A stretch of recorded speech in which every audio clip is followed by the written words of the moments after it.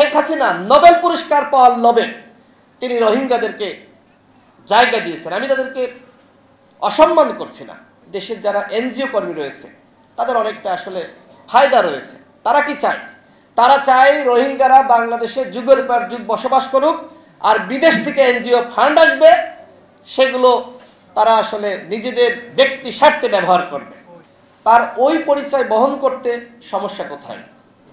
আমরা যারা হিন্দু, আমরা যারা মুসলমান, আমরা যারা বৌদ্ধ, আমরা যারা খ্রিস্টান, আমাদের সবার বিভিন্ন পরিচয় রয়েছে ধর্মীয় ভেদে এবং গোষ্ঠীগত ভেদে, কিন্তু সর্বোপরি আমরা সবাই বাংলাদেশি।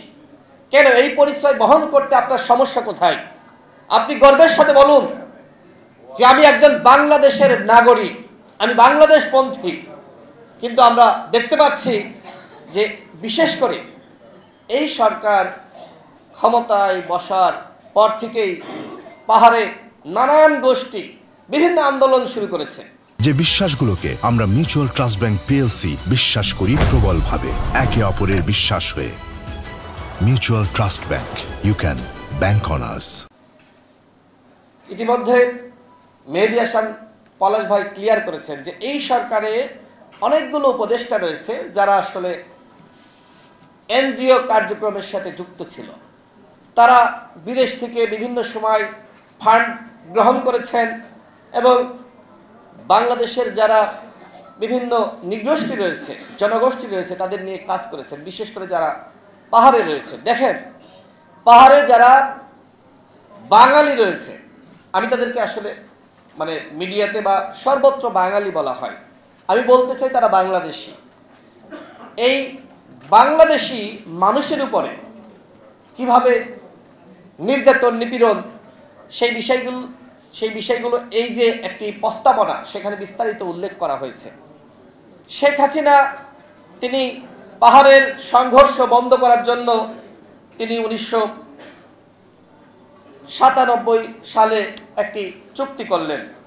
তার ভাই আবুল হাসনাত আবদুল্লাহ এই চুক্তির মূল হোতা ছিলেন।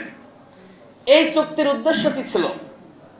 ভিন্ন কোনো উদ্দেশ্য ছিল না, শান্তির কোনো উদ্দেশ্য ছিল না।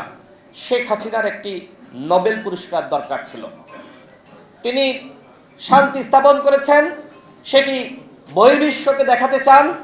এই কারণে বাংলাদেশের জনগণের সাথে বেইমানি করে তিনি পাহাড়ে শান্তি স্থাপনের নামে বরং সংঘর্ষকে উস্কে দিয়েছিলেন একমাত্র নোবেল পুরস্কার পাওয়ার জন্য।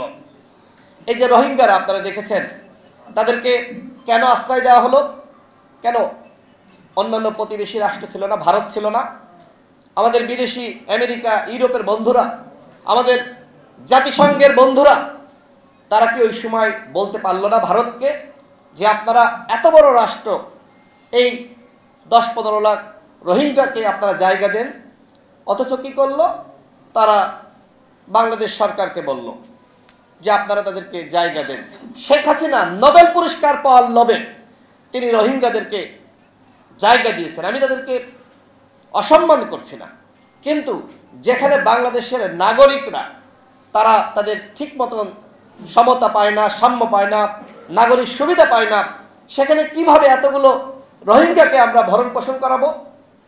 এর মূলেও আমাদের দেশের যারা এনজিও কর্মী রয়েছে তাদের অনেকটা আসলে ফায়দা রয়েছে। তারা কি চায়?